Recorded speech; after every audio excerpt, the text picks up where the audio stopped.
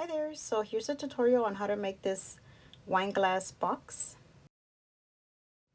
Once you have the file in Design Space, go ahead and ungroup it and you have 3 sections. So then what you want to do right here on the side, you want to select the lines.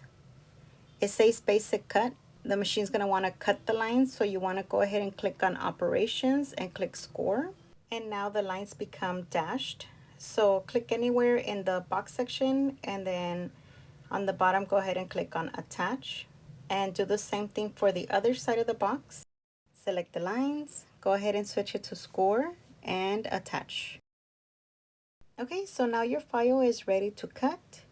You could use 12 by 12 paper, or this file also fits in letter size.